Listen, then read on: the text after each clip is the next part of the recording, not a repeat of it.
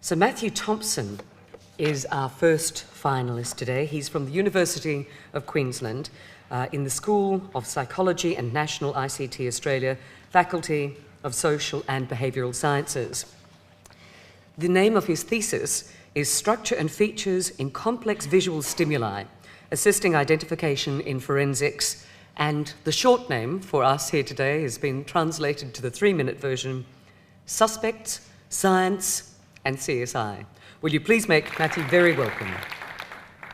I used to think that when a crime was committed, the police dusted for fingerprints, put them into a computer, and up popped the driver's license of the person who committed the crime, right? Well, unfortunately, it's not that easy.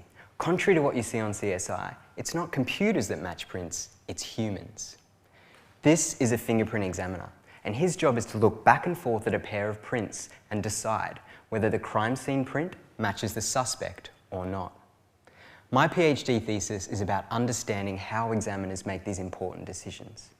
In Australia alone, there are over 5,000 of these comparisons made per day to be used as evidence in convicting criminals.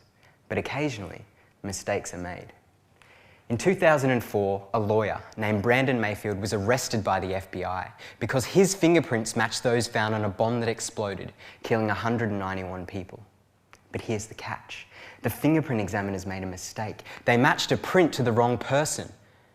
Mayfield was innocent. So how can this happen? Well, it turns out that despite them testifying in court for the past 100 years, fingerprint examiners have never been scientifically tested for how accurately they can match prints. In my PhD, I started by testing the accuracy of fingerprint examiners at police stations in Queensland, New South Wales, Victoria, South Australia, and the Australian Federal Police in Canberra. I put them in a situation similar to their usual work, but I maintained tight experimental control by using simulated crime scene prints in a signal detection paradigm. More simply, I wanted to find out how many guilty people were being wrongly set free and how many innocent people were being wrongfully convicted.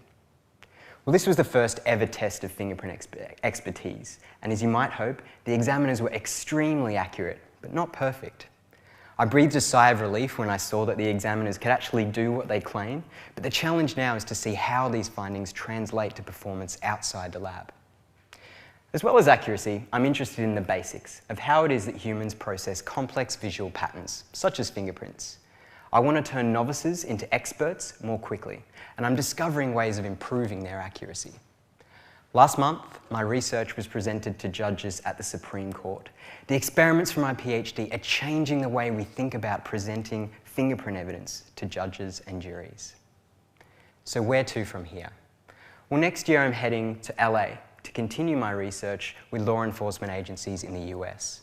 I'll apply my fingerprint work across other areas of forensics, like shoe prints, blood spatter, and even DNA, to help ensure that innocent people are not wrongfully accused. Thank you.